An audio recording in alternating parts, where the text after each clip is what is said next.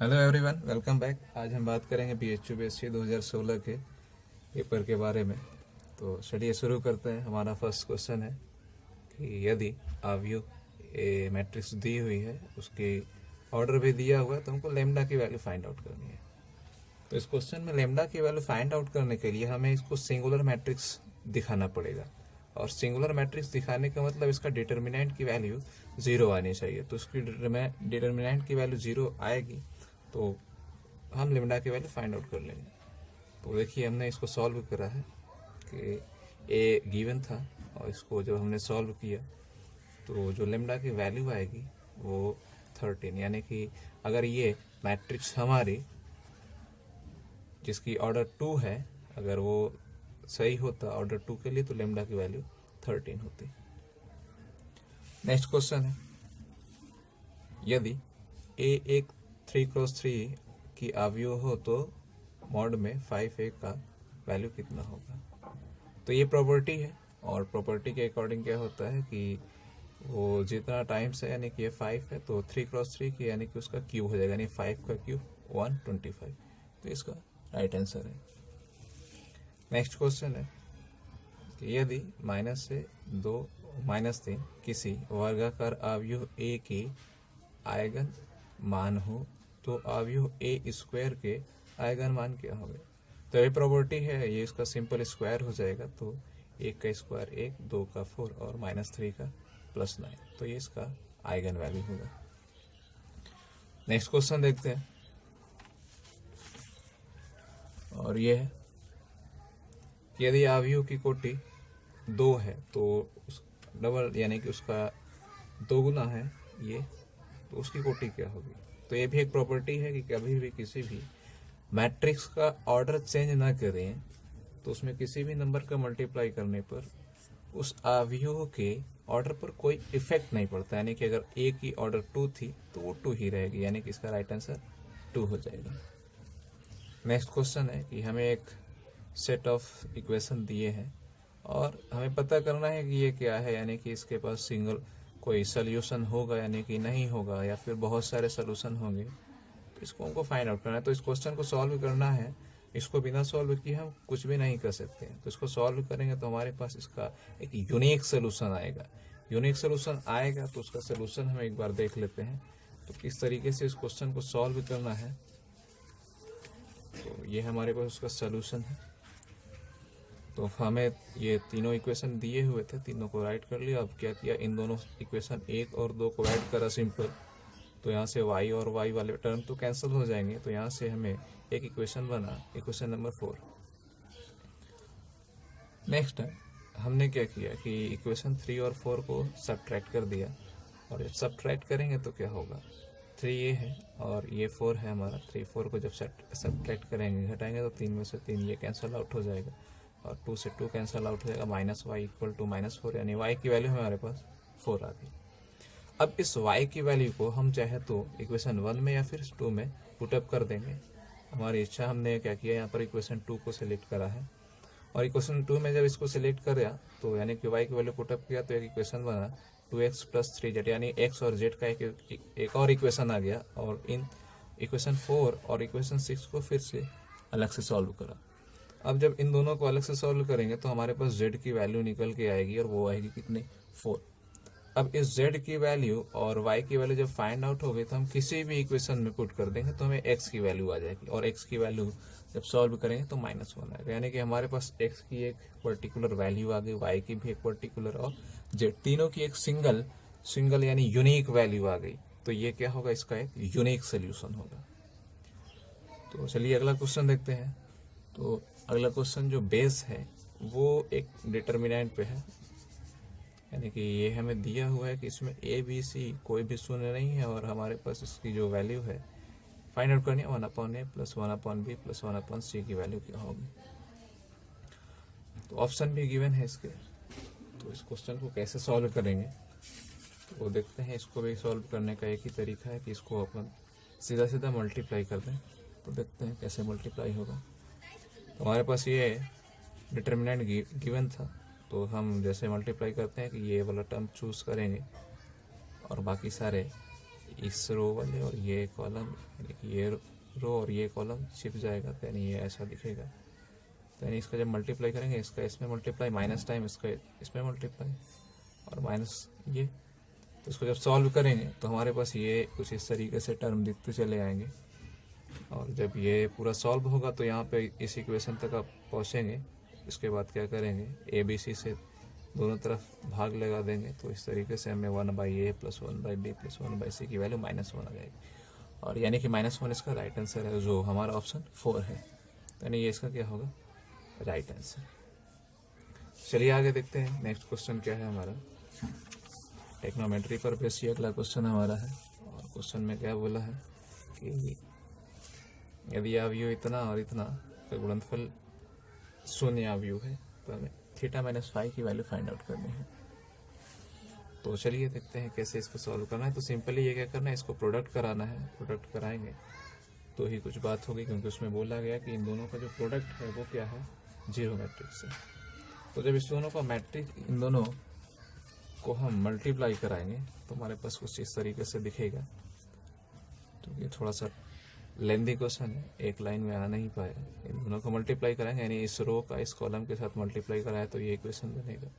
और इस रो का फर्स्ट रो सेकेंड कॉलम ये बनेगा, और सेकेंड रो फर्स्ट कॉलम ये बनेगा, और सेकेंड रो सेकेंड कॉलम ये बनेगा। अब यहाँ पर इन सभी इक्वेशन में जो जो कॉमन है, यानी कि इस वाले टर्म में जो कॉमन था cos φ cos θ, और यहाँ पर जो कॉमन था cos θ sin φ, वैसे ही नीचे वाले टर्म से जो भी कॉमन चीज़ें थी वो बाहर निकालेंगे। जब यहाँ पर cos θ और cos φ बाहर निकालेंगे तो यहाँ पे cos θ cos φ बचेगा, और यहाँ पर cos θ cos φ बचेगा, और यहाँ पर sin θ sin φ बचेगा। यानी cos θ cos φ plus sin θ sin φ, जो इक्वेशन होता है cos θ - φ का, सिमिलरली इन सब चारों में ऐसा ही बनेगा। अब क्या है कि सभी के पास जब वो चीज़ें कॉमन है तो इसको हम लोग बाहर निकाल लेंगे। तो जब बाहर निकाल लेंगे तो हमारे पास ऐसा इक्वेशन दिखेगा। बोला है कि क्वेश्चन के अकॉर्डिंग क्या बोला है कि इसका जो प्रोडक्ट है वो 0 मैट्रिक्स है। तो 0 मैट्रिक्स होने के लिए या तो ये इंडिविजुअल 0 होना चाहिए था, तो ये फिर इंडिविजुअल 0 होना चाहिए।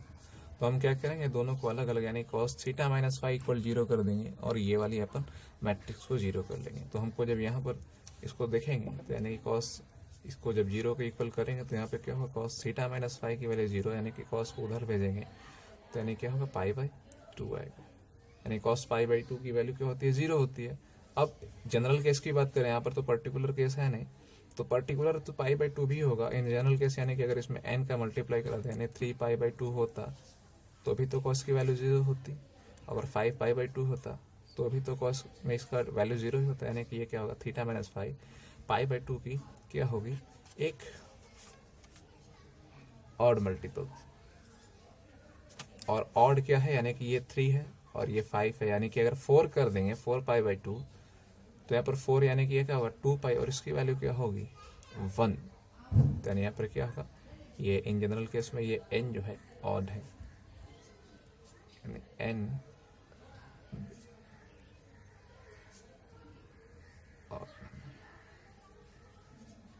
तो इसका जो राइट आंसर होगा वो 3rd होगा, यानी कि n ऑड मल्टीपल ऑफ π/2। चलिए अगला क्वेश्चन देखते हैं। ये भी प्रॉपर्टी पर बेस है कि एक स्क्वायर मैट्रिक्स है और ये हार्मिशन मैट्रिक्स कब कहलाती है। ये इसकी कंडीशन है, आपको इसको याद करना पड़ेगा कि AJI = AIJ का ट्रांसपोज। अगला क्वेश्चन क्या है कि हमें प्रोबेबिलिटी दी हुई है दो घटनाओं की, यानी कि दिया हुआ क्या कि यदि दो घटना A और B में कम से कम एक के घटित होने की प्रायिकता 0.7 है और उन दोनों के साथ में घटित होने की प्रायिकता 0.2 है, तो हमें probability of A complement plus probability of B complement की वैल्यू फाइंड आउट करनी है। तो इस क्वेश्चन को सॉल्व करना है, तो देखिए कैसे सॉल्व होगा। तो इसमें हमें जो दिया हुआ है, गिवन है, वो चीज़ें ये गिवन है, probability of A intersection B complement union of probability of A intersection A complement intersection B, यानी ये हमें गिवन है, यानी कि या तो किसी A के होने की प्रोबेबिलिटी या फिर B की, वो कितने गिवन है 0.7, ये इतना दिया है। और ये इसकी जो वैल्यू होती है वो इसके इक्वल होती है, यानी एक फॉर्मूला है, आपको याद करना पड़ेगा। और ये भी गिवन है probability of A intersection B, ये गिवन थी। तो हम इसमें जब वैल्यू पुटअप करेंगे यहाँ पे 0.7 और यहाँ पर इस टर्म की वैल्यू 0.2 पुटअप करेंगे तो हमारे पास probability of a plus probability of b की वैल्यू फाइंड आउट हो जाएगी, यानी 1.1। हमारे पास जो क्वेश्चन दिया हुआ है उसमें हमें probability of A complement plus probability of B complement चाहिए। तो यानी क्या करना पड़ेगा, हम प्रोबेबिलिटी सिंपल लगाएंगे, प्रोबेबिलिटी ऑफ ए इक्वल होता है 1 minus probability of A complement. Similarly ये भी ऐसा होगा, इसमें अब जब वैल्यू पुटअप करेंगे तो हमारे पास इतना आएगा। तो हमारा करेक्ट आंसर जो था ये 0.9 है, जो हमारे पास आंसर में यानी ऑप्शन में नहीं है कहीं पर। हम देख सकते हैं यहाँ पर ऑप्शन में हमारे पास ऐसा कोई भी ऑप्शन नहीं है। तो क्या करेंगे, जब ऐसा क्वेश्चन फ्रेम होता है और उसके राइट आंसर मैच नहीं करता तो उसका नियरली इक्वल जो होता है हम वो सिलेक्ट करते हैं। तो हमारे पास जो नियरली इक्वल है उससे कम नहीं लेते हैं, यानी कि 0.6 नहीं हो सकता, और ये बहुत ज़्यादा है, ये भी बहुत ज़्यादा। तो नियरली इक्वल 1.1 था, इसलिए यानी कि यही क्वेश्चन का आंसर सही होगा। अब बढ़ते हैं आगे अगले क्वेश्चन की तरफ, और हमारा अगला क्वेश्चन है द प्रोबेबिलिटी ऑफ, यानी कि प्रोबेबिलिटी दिया हुआ है, प्रोबेबिलिटी फाइंड आउट करनी है किसी भी लीप ईयर में 53 रविवार होने की। तो अभी ये सिंपल क्वेश्चन है, आपको आंसर भी यहाँ तक हमें याद है कि आप लोग को याद होगा 2/7 होता है। अगर आपको इस क्वेश्चन का सोल्यूशन चाहिए तो आप देख सकते हैं किस तरीके से इसका सोल्यूशन होता है। तो सिंपली एक लीप ईयर में यानी कि 366 टोटल डे होते हैं, यानी कि इसमें कितने वीक होंगे, तो यानी 7 से डिवाइड कर देंगे इसको, 366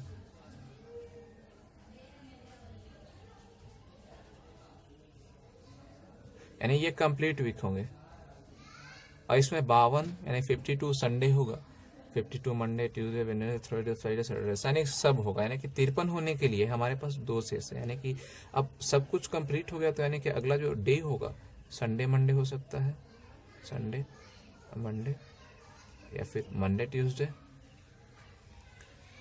ट्यूसडे वेडनेसडे, वेडनेसडे थर्सडे, और थर्सडे फ्राइडे, फ्राइडे सैटरडे, और सैटरडे संडे। तो हमारे पास संडे वाले 2 केस है, यानी कि फेवरेबल केस 2 हो गए, यानी कि जो हमारे आंसर को सही करेगा। और पूरा टोटल केस कितने हैं, 1 2 3 4 5 6 7, यानी 7। तो ये इसकी प्रोबेबिलिटी होगी 2/7, इसका राइट आंसर होगा 2/7।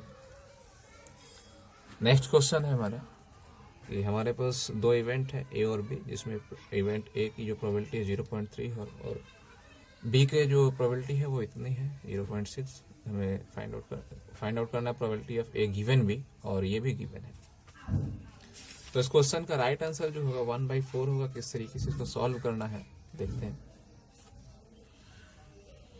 तो हमें जो गिवन था उसको हमने लिख लिया ऐसे, probability of A given B और प्रोबेबिलिटी ऑफ बी गिवन है, ये सब जो भी दिए हुआ था इसको लिख लिया। और ये हमारे पास एक फार्मूला होता है, probability of B given A equal to probability of A intersection B upon probability of A given B, यानी कि ए गिवन बी हमको फाइंड आउट करना है। तो हमें इन इक्वेशन में ये वैल्यू पता है, ये वैल्यू पता है, तो हम इस अननोन क्वांटिटी की वैल्यू फाइंड आउट कर लेते पहले।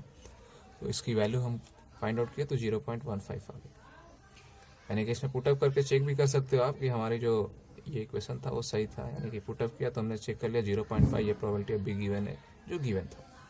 अब probability of A given B सही, यानी कि ये फार्मूला इसी के अकॉर्डिंग जो अपॉन में होता है वो डिनोमिनेटर में ही होगा। तो यहाँ पर वैल्यू पुटअप करेंगे तो इसको सॉल्व करेंगे 1/4 आ गया। इसका सिंपल एक ट्रिक भी है। तो ट्रिक क्या है, probability of A given B upon probability of B given है, तो जो अपॉन में है वो ऊपर है और जो ऊपर था वो नीचे, इसको देख करके बात करेंगे। वैल्यू पुटअप कर देंगे सारी, जिसमें तो हमें प्रोबेबिलिटी ऑफ ए इंटरसेक्शन की नीड भी नहीं होगी। इस वाले इक्वेशन में probability of A intersection B की नीड भी नहीं होगी, और जब इसको सॉल्व करेंगे तो अभी हम 1/4 को फाइंड आउट कर लेंगे। चलिए अपने नेक्स्ट क्वेश्चन पे देखते हैं। हमारे पास क्वेश्चन गिवन है कि 3 एक समान पासे फेंके जाने पर तीनों में एक ही अंक आने की प्रायिकता क्या हो। तो यानी 3 हमारे पास पासे हैं, 3 पासे का मतलब एक पर यानी कि 1 2 3 4 5 6 इतने नंबर आएंगे, और वैसे ही दूसरे पर भी 1 2 3 4 5 6 नंबर आएंगे। तो हमारे पास टोटल फेवरेबल केस कितने हो जाएंगे। तो फेवरेबल केस यानी कि एक पासे पर 6 नंबर, यानी कि इस पे 6 आएगा, इस पर भी 6 आएगा, इस पर भी 6, यानी कि इस पॉसिबिलिटी में बात कर रहा हूँ इस पे। तो total number of favourable case यानी 6/3 यानी कि 260। और फेवरेबल केस जो हमारे फेवर में होगा यानी कि जो तीनों पासे पर सेम नंबर को शो करेगा। सेम नंबर शो करने का मतलब तीनों पर 1 आ जाए, तीनों पर 2 आ जाए, तीनों पर 3 यानी कि ये हमारे फेवरेबल केस। ये टोटल 6 होंगे, नहीं फेवर में हमारा 6 है और टोटल केस इतने हैं, तो प्रोबेबिलिटी कितनी होगी? प्रोबेबिलिटी फाइंड आउट करने के लिए क्या करेंगे, दोनों को डिवाइड करेंगे, फेवरेबल केस अपॉन में टोटल केस, और इसकी वैल्यू जो हो जाएगी 1/36। ये हमारा राइट आंसर होगा। चलिए अब नेक्स्ट क्वेश्चन पे देखते हैं। और हमारा जो नेक्स्ट क्वेश्चन है वो भी प्रोबेबिलिटी पर बेस है, और ये काफ़ी अच्छा क्वेश्चन है। ये किस तरीके से सॉल्व होगा चलिए देखते हैं। तो क्वेश्चन क्या है कि एक व्यक्ति किसी लक्ष्य पर निशाने लगाने की प्रायिकता 3/4 है, वह 5 बार ट्राई करता है, उसके द्वारा कम से कम 3 बार सही निशाना लगाने की प्रायिकता क्या होगी? तो सही निशाना लगाना है उसे, अब वो किस तरीके से इसको सॉल्व करना है, क्वेश्चन का आंसर तो आपको दिख रहा होगा टिक किया हुआ। अब ये कैसे सॉल्व होगा ये बहुत अच्छी, ये जानने की जरूरत है। तो हमें जो दिया हुआ है इसके लिए एक डिस्ट्रीब्यूशन का, इस क्वेश्चन में डिस्ट्रीब्यूशन की नीड पड़ती है, और वो डिस्ट्रीब्यूशन क्या है हमें वो उतना समय नहीं है अभी, तो हम डायरेक्ट क्वेश्चन पे ही आते हैं। हमारे पास जो टोटल केस है यानी कि कितनी बार ट्राई करना है वो हमारे पास 5 है। उसको जो प्रोबेबिलिटी की सक्सेस यानी कि अगर उस पर हिट होगी वो 3/4 है, यानी प्रोबेबिलिटी सक्सेस की प्रोबेबिलिटी 3/4, और फेलियर की क्या होगी 1 माइनस प्रोबेबिलिटी ऑफ सक्सेस, यानी कि ये 1 माइनस पी, यानी 1/4 ये फेलियर की प्रोबेबिलिटी। इसको क्यों से रिप्रेजेंट करते हैं? हमारे पास 5 टोटल नंबर ट्रायल है, यानी कि इतनी बार हम उसको ट्राई करेंगे, हमें उस टारगेट को कम से कम 3 बार हिट करना है, यानी कि हम उस पर 4 बार भी हिट कर दे तो भी हमें कोई दिक्कत नहीं होगी, 5 बार भी हिट कर दे तो भी कोई दिक्कत नहीं होगी, मगर एटलीस्ट कम से कम 3 बार, यानी कि इस क्वेश्चन में 3 बार भी वो हिट कर सकता है, 4 बार भी हिट कर सकता है, 5 बार भी हिट कर सकता है। तो इस क्वेश्चन को सॉल्व करना है तो हम इस क्वेश्चन में एक फार्मूले की जरूरत होगी, और वो हमारा फार्मूला है कि NCR P की पावर R Q की पावर N-R समेशन। ये जब बहुत सारे केस होते हैं तो हमारे पास यहाँ पर ऐसा केस है, और N जो है टोटल नंबर ऑफ ट्रायल है, R जो है एटलीस्ट कितने नंबर है, P यानी प्रोबेबिलिटी ऑफ सक्सेस, और Q जो है प्रोबेबिलिटी ऑफ फेलियर। इसमें हम वैल्यू पुटअप करेंगे, N की वैल्यू 5, R की वैल्यू 3, प्रोबेबिलिटी ऑफ सक्सेस 3/4 और प्रोबेबिलिटी ऑफ फेलियर 1/4। और जो भी अपन इसको सॉल्व करेंगे, एक बार 3 सक्सेस के लिए, 4 सक्सेस के लिए और 5 सक्सेस, इंडिविजुअली इसको सॉल्व करेंगे, और हमारे पास इसकी वैल्यू जो आएगी इतनी होगी 918/1024। इसको सॉल्व किया तो हमारे पास ये 459/512, ये हमारा इसका राइट आंसर हो जाएगा। तो ये था इसका राइट आंसर। अब बात करते हैं अगले क्वेश्चन पर, और ये हमारा अगला क्वेश्चन क्या है कि ये गिवन है, कॉम्बिनेशन का क्वेश्चन है ये। अब हमें राइट आंसर सेलेक्ट करना है, किस तरीके से इसका राइट आंसर आएगा, और इसमें भी हमें कुछ फार्मूले की नीड है जो हमने यहाँ पर लिखा हुआ है, और इस फार्मूले की नीड है कैसे इसको अप्लाई करेंगे। हमारे पास ये गिवन है। अब यहाँ पर ये प्रॉपर्टी लगेगी, एक प्रॉपर्टी होती है NCR = NC N-R। तो यहाँ पर इसकी प्रोबेबिलिटी हम लोग ये प्रॉपर्टी हम लोग यहाँ लगाएंगे, तो देखें क्या होता है। इसको जब J की वैल्यू 0 पुटअप करेंगे तो 0, यानी ये 10, और यहाँ पर 40, 1 पुट करेंगे 11, 1 पुट करेंगे 41, इस तरीके से अप टू 50 से 20 जाएगा। और ये प्रॉपर्टी जब हम यहाँ अप्लाई करेंगे तो ये इतना दिखेगा, और फिर से हम अभी ये प्रॉपर्टी अप्लाई करेंगे NCR + NCR-1 = N+1 CR। तो ये प्रॉपर्टी जब अप्लाई करेंगे तो ये 40 इसके साथ जब अप्लाई करेंगे तो ये 41 हो जाएगा, 41, और ये 10 हो जाएगा। नेक्स्ट टाइम जब इस पर अप्लाई करेंगे तो ये 42 हो जाएगा, और ये C11। तो यहाँ पर फिर अगली बार जब इस पर अप्लाई करेंगे तो 43 और ये C12। ध्यान से देखना है इस क्वेश्चन में कि जब इन दोनों में अप्लाई कर रहे हैं तो ये जो R है, R की वैल्यू तो ग्रेटर वाली है, यानी ग्रेटर टर्म का है, इसको सिलेक्ट कर रहे हैं R, और ये सेकेंड टर्म को सिलेक्ट कर रहा है इंक्रीजिंग ऑर्डर में, और ये 1 ऊपर इंक्रीज हो रहा है। तो इस तरीके से जब 41 था, 42 इन दोनों में से, सॉरी ये 42 था, ये 43 हो गया, इसमें ये सिलेक्ट किया, तो इसमें लास्ट टर्म जो आएगा 20 है। तो लास्ट टर्म की ये जो R की वैल्यू वो तो 20 फिक्स रहेगी, और जो N की वैल्यू है ये उसमें 1 इंक्रीज करेगा, तो ये कितना 41। सॉरी 51, तो 51C20 इसका राइट आंसर है। तो 51C20 ये इसका राइट आंसर हो जाएगा। तो अब नेक्स्ट क्वेश्चन पे आते हैं, और हमारा नेक्स्ट क्वेश्चन है कि 9 अंकों की ऐसी संख्या है जिनके सभी अंक आपस में भिन्न हो कि कुल कितनी संख्या होगी। इस क्वेश्चन को सॉल्व करना है, इसका आंसर भी आप टिक किया हुआ है। तो इसमें किस तरीके से इसको सॉल्व करेंगे, तो हमारे पास 0 से 9 तक की संख्या बनानी है। तो इसके लिए क्या करना होगा, ये हमारे पास एक इस तरीके से बॉक्स मेथड को अप्लाई करेंगे हम, और यहाँ पर हम 9 अंकों की जो डिजिट यानी कि संख्या बनानी है वो इन सब नंबर से फॉर्म होगी, यानी कि ये टोटल नंबर ऑफ 10 है। तो अब अगर 9 अंकों की संख्या बनानी है तो अगर यहाँ पर उस नंबर को फिलअप करना है तो वहाँ पर 0 कभी नहीं आएगा, क्योंकि अगर 0 फिल कर देंगे तो 8 नंबर की संख्या बन जाएगी, यानी कि यहाँ पर 0 नहीं आएगा। अगर 0 नहीं आएगा तो टोटल नंबर ऑफ केसेस कितने हो जाएंगे, 9, यानी कि इस बॉक्स को भरने के 9 यानी कि 9 तरीके हो जाएंगे। अब इस पोजीशन पे हम किसी भी तरीके से कोई भी क्वेश्चन कोई भी वैल्यू यहाँ पे पुटअप कर सकते हैं, 0 भी पुट कर सकते हैं, 1 भी। तो यहाँ पर वैल्यू पुट करें तो अब सपोज कि स्टार्टिंग में हम 7 चूज कर लिए थे, तो अब उसके बाद तो 9 नंबर बचेगा ही, तो यहाँ पर भी इसको फिल करने के 9 तरीके होंगे। अब सपोज किया शुरू में ये 7 चूज किया और सेकेंड टाइम ये चूज कर लिया, उसके बाद तो 8 बचा ना, 8, अगली बार उससे एक कम, फिर 7, 5, 4, 3, 2, सॉरी यहाँ पर 6, 5, 4, 3, 2। तो ये क्या है, ये 9 है, और यहाँ से अगर देखा तो ये 9 फैक्टोरियल है, यानी ये लिखा हुआ 9 × 9 फैक्टोरियल। तो इसका राइट आंसर है। नेक्स्ट क्वेश्चन है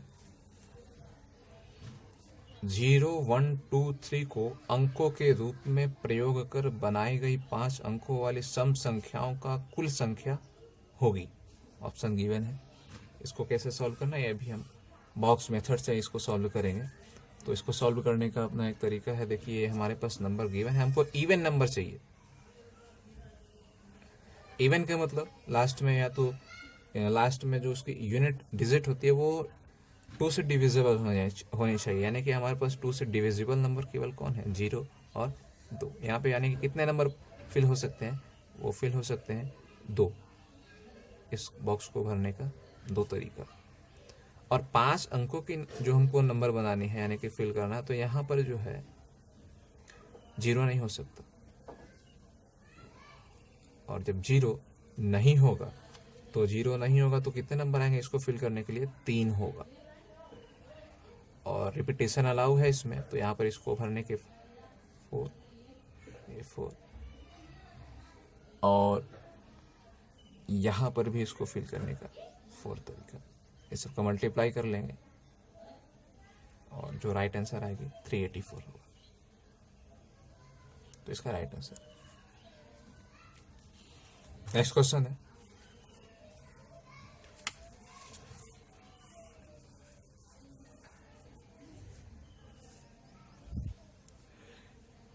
यदि NC4 = NC6 तो NP2 की वैल्यू क्या हो।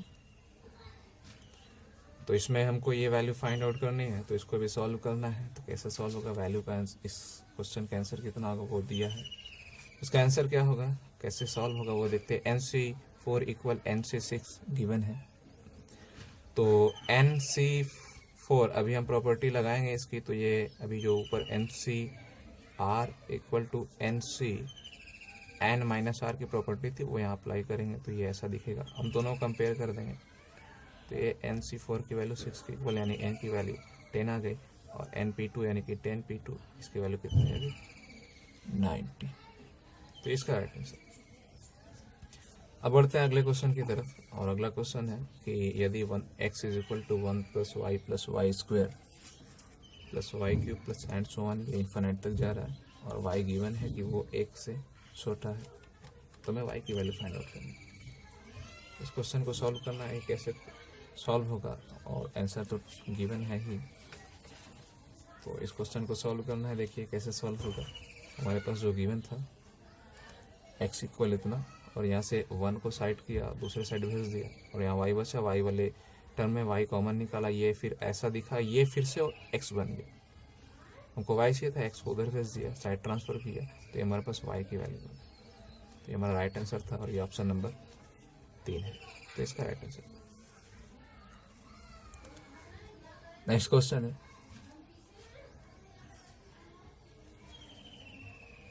कि हमें 0.4 ये 2 3 पे बार है, इसकी वैल्यू फाइंड आउट करनी है। इसकी वैल्यू फाइंड आउट करनी है, तो इसके लिए एक सिंपल ट्रिक हम बता रहे हैं। इसकी सिंपल ट्रिक क्या है कि जितना नंबर गिवन है, यानी कि ये हम इसको डेसिमल से कोई मतलब नहीं है हमें, जितना गिवन है वो पूरा लिख लेते हैं, और जितने पर बार नहीं लगा हुआ या फिर पॉइंट नहीं लगा हुआ वो नंबर माइनस करते हैं, और जितने पे बार लगा हुआ तो उनकी जगह पर उतने 9 यानी 9 लिखने हैं, और जितने पर बार नहीं था उसके लिए 0 लिखना, यानी ये ऐसा दिखेगा। इसको सॉल्व करेंगे इतना आएगा। आप इसको चाहे तो इसका जो मैथमेटिकल मेथड है उससे भी सॉल्व करेंगे तो यही आएगा, तो ये इसका राइट आंसर है। ये सिंपल ट्रिक है, आप ये अप्लाई करिएगा, ऐसे क्वेश्चन जब आएंगे तो ये टाइम भी बचाएगा और क्वेश्चन का राइट आंसर भी देता है हर केस में। ये देखते हैं नेक्स्ट क्वेश्चन, और इसमें क्या है, हमें गिवन है कि 5 पद है, n n+2 n+4 n+6 n+8 का मध्य 11 है, मध्य यानी मीन, तो प्रथम 3 पदों का माध्य क्या होगा। तो इसको सॉल्व करना है, कैसे होगा, हमारे पास जो गिवन थे वो लिख लिया हमने। मीन यानी ये देखिए सीधा सीधा ये AP में है, तो इसका जो मीन होगा यही होगा। n+4 की वैल्यू 11 है, और n की वैल्यू कितनी है, 11 - 4, यानी कि n की वैल्यू कितनी है, 7। फर्स्ट 3 टर्म्स के हमको माध्य चाहिए, यानी कि एवरेज, तो एवरेज करने के लिए तीनों को ऐड करना पड़ेगा और 3 से डिवाइड, तो ये कितना होगा 3n + 6/3, यानी कि n+2, तो ये n+2 होगा। n की जो वैल्यू है वो हम कितना फाइंड आउट किए, 7, 7 + 2 = 9, तो इसका राइट आंसर होगा, यानी 9 इसका करेक्ट आंसर है। नेक्स्ट क्वेश्चन, अवकल समीकरण गिवन है, हमें इसकी ऑर्डर और डिग्री फाइंड करनी है। तो ऑर्डर और डिग्री का सिंपल क्वेश्चन है, इसमें तो मुझे कुछ बताने की ज़रूरत भी नहीं है। तो ऑर्डर इसका क्या होगा 2, और पावर क्या होगी 2। ये इसका साइड ट्रांसफर करेंगे तो ये इधर 3 जो है इधर ही रहेगा, 2 इधर स्क्वायर कर देगा, तो इसकी ऑर्डर और डिग्री सेम है, 2 और 2। नेक्स्ट क्वेश्चन देखते हैं हम, और नेक्स्ट क्वेश्चन डिफरेंशियल इक्वेशन का है। डिफरेंशियल इक्वेशन में ये क्वेश्चन दिया हुआ है कि यदि y0 की वैल्यू -2 हो तो अवकल समीकरण से प्राप्त, यह अवकल समीकरण है, y पाई की वैल्यू क्या है। तो इस क्वेश्चन को सॉल्व करना है, तो चलिए हम इस क्वेश्चन का सोल्यूशन दिखाते हैं आपको। तो हमें गिवन था y0 यानी y0 की वैल्यू -2 गिवन है, और ये हमें इक्वेशन दिया हुआ था। हम इसको इंटीग्रेट करेंगे, तो इंटीग्रेट करने पर ये वैल्यू आएगी साइन का माइनस कॉस, और y का y² एक कांस्टेंट ऑफ इंटीग्रेशन आएगा। अब यहाँ से y की वैल्यू फाइंड आउट करेंगे, तो ये वैल्यू उधर जाएगी और 2 मल्टीप्लाई होगा, और y0 यानी कि जब y जो टर्म है x की वो हम 0 पुट करेंगे, तो यहाँ पर c की वैल्यू फाइंड आउट हो जाएगी। c की वैल्यू बना गई, और c की जब वैल्यू बना गई तो हम इसी क्वेश्चन में फिर इक्वेशन में फिर से c की वैल्यू पुट करेंगे, और c की वैल्यू पुट करते ही हमें ये ऐसा दिखेगा। और जब इस क्वेश्चन में हमें जो नीड थी पाई, तो पाई कॉस x की जगह पाई पुट करेंगे, तो हमारे पास जो आंसर आएगा वो चीज़ होगा। तो ये इसका राइट आंसर था। नेक्स्ट क्वेश्चन है, अवकल समीकरण दिया हुआ है का हल कितना होगा, हल क्या होगा फाइंड आउट करना है। तो ऐसे क्वेश्चन जब भी होंगे तो आप क्या करिएगा, ऐसे क्वेश्चन को सॉल्व करने के लिए ऑप्शन सेट करिएगा, ऑप्शन से सिलेक्शन करिएगा, काफ़ी अच्छा होता है। तो इस क्वेश्चन में क्या करना है कि इस इक्वेशन को एक बार डिफ्रेंशिएट करके और इस इक्वेशन में पुटअप करते जाइए, और जैसे आप पुटअप करेंगे तो हमारे पास केवल एक ही ऐसा इक्वेशन होगा जिसको सेटिस्फाई करेगा, वो होगा y = 2x - 4, तो ये इसका राइट आंसर हो जाएगा। नेक्स्ट क्वेश्चन है, उस वक्र का समीकरण जिसकी प्रवणता dy/dx = 2y/x है, जहाँ x और y दोनों 0 से बड़े हैं, तो और जो बिंदु इतने से गुजरता है, तो उस कर्व का इक्वेशन क्या होगा, हमारे पास ऑप्शन है। तो इसको सॉल्व करना है।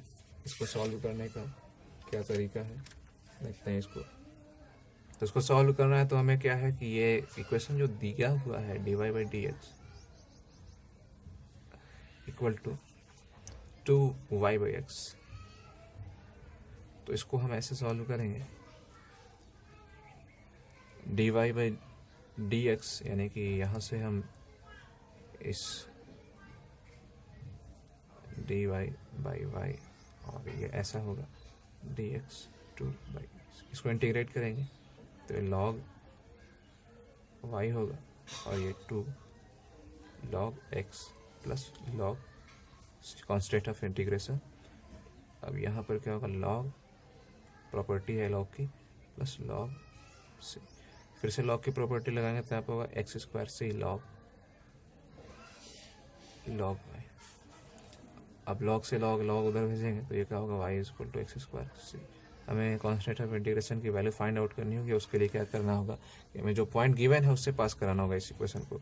जब इस पर हम 1 से इसको पास आउट कराएंगे तो ये क्या होगा c की वैल्यू देगा कितना 1, और c की वैल्यू जैसे ही ये 1 देगा तो इस वैल्यू इस इक्वेशन में पुट करेंगे तो हमारे पास y की वैल्यू आ गई एक्स स्क्वायर। तो ये इसका राइट आंसर, वो हमारे पास राइट आंसर हो गया y equal to x square. Next question है यदि y pi by 6 equal to 3/2 तो dy by D X plus Y cot X equal to cos X का हल क्या है। इस क्वेश्चन को भी सॉल्व करना है। तो अभी हमने बताया कि ऊपर वाला क्वेश्चन वैसे इसी बेसिस पे था, तो इसके लिए भी हम ऑप्शन का ही सिलेक्शन करेंगे। और इसमें क्या करेंगे हम, इसमें जो है y पाई बाई 6 यानी कि जहाँ पर x होगा वहाँ पाई बाई 6 पुटअप कर देंगे। और जैसे पाई बाई 6 पुटअप करेंगे तो यहाँ पर जैसे पाई बाई 6 पुटअप करेंगे तो यह कितना होगा पाई by 6 2y sine pi by 6 यानी कि 30, यानी कि साइन 30 की वैल्यू कितनी होती है 1/2, और यहाँ पर कितना होगा cos 2 पाई बाई 6 यानी कि पाई बाई 3। और इसको जब सॉल्व करेंगे तो यहाँ पर इस इक्वेशन को सॉल्व करते हैं y की वैल्यू पाई बाई 6 पे 3/2 आ जाएगी। तो इस इक्वेशन को सॉल्व करते हैं, जैसे ही इसको सॉल्व करेंगे तो y पाई बाई 6 की वैल्यू 3/2 आ जाएगी। तो यानी कि ये इसका राइट आंसर होगा। तो एक बार इसको ट्राई करते हैं किस तरीके से इसको सॉल्व करना है। तो हमें गिवन था जो इक्वेशन था वो हम लिख लेते हैं। हम इक्वेशन का चुनाव करेंगे तो हमने फर्स्ट इक्वेशन को चुनाव किया cos 2x इक्वल 1, हमें y पाई बाई 6 यानी कि x की जगह पर y पाई बाई 6 पुट कर देते हैं तो y sign pi by 6 plus cos 2 pi by 6 बराबर इतना आएगा। इसकी वैल्यू यानी कितना होगा y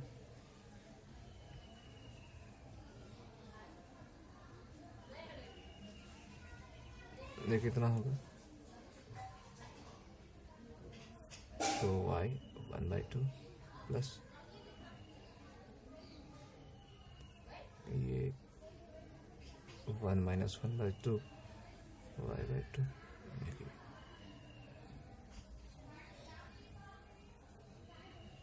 हमें y की वैल्यू 1 फाइंड आउट हुई और हमें क्वेश्चन में क्या गिवन है कि इसकी वैल्यू 3/2 है, यानी कि ये फर्स्ट इक्वेशन क्या हो गया गलत हो गया। नेक्स्ट टाइम हम क्या करते हैं थर्ड इक्वेशन को भी डायरेक्ट सिलेक्ट करते हैं 2y sine pi by 6 plus cos 2 pi by 6 equal to 2 put up करेंगे 2y into 1/2 plus 1/2 equal 2 minus 1/2 तो ये कितना होगा 4 माइनस 1/2 इक्वल टू 3/2, यानी y की वैल्यू 3/2 आ गई। यानी कि ये हमारे गिवन क्वेश्चन को सेटिस्फाई कर, यानी कि इसका क्या था राइट आंसर। तो चलिए आज के लिए इतना ही। अब अगले वीडियो में हम आगे के 25 क्वेश्चन को सॉल्व करेंगे। Thank you.